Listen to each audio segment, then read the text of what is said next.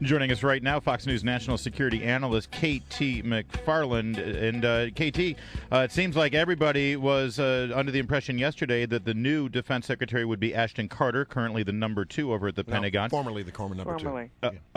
Formerly the number 2. And he hasn't been given the official nod. If he does get the nomination, is he a good choice? Absolutely. And I think he does get the official nomination. Why? Because I've known him since graduate school. He's a terrific guy. And in the past, every time I've emailed him, he's emailed me back within 5 minutes. Well, right there, that's all you need to know.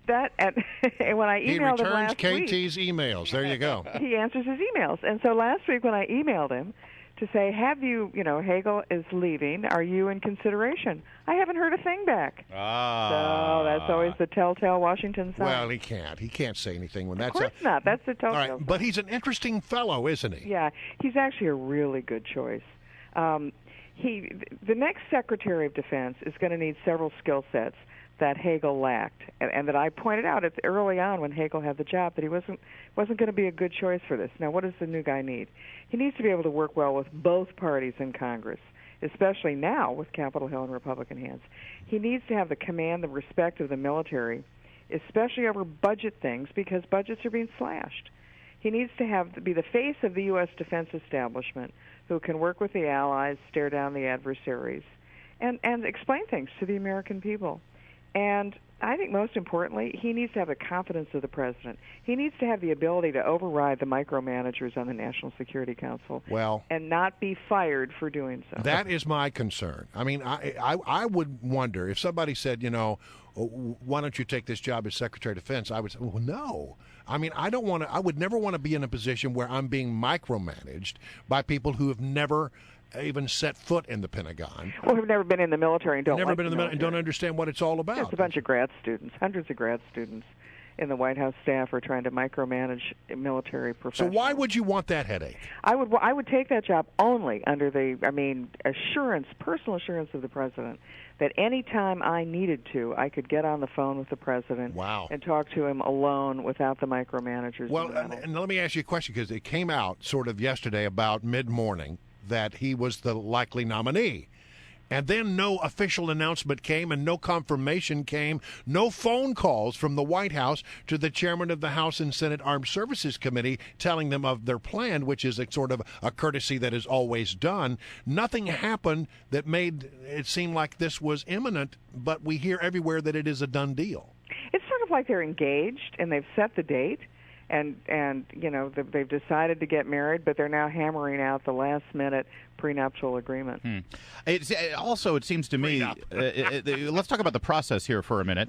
They didn't have anybody in mind when Hagel tendered his resignation. They floated a couple of names, and immediately those names were withdrawn. Is it possible that Ashton Carter was the first one to actually respond to Obama's email, since that's part of his, obviously a proclivity of his? So that's why he got the gig. The list is obvious. It's the people who were also nominated, who were also considered when Hagel got the job. Yeah. And Ash Carter was the number 2 at the Pentagon, widely respected by both sides, and Michelle Flournoy, the former number 3. But she ran like a scalded dog from the job.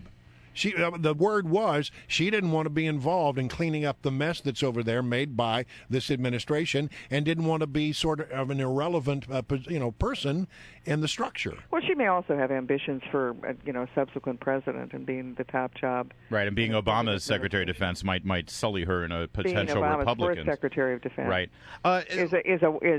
It's your last job in Washington. I'm trying to find out Ashton Carter's bio here. I'm reading through it. I mean, listen, you're right. It's a bunch of graduate students there, or people with grad degrees out of the White House who are trying to bully the national security policy. But I mean, with all due respect, it seems like Mr. Carter didn't serve. I don't think that I can see here in his resume, and he's got a lot of advanced degrees too. I mean, is this another intellectual?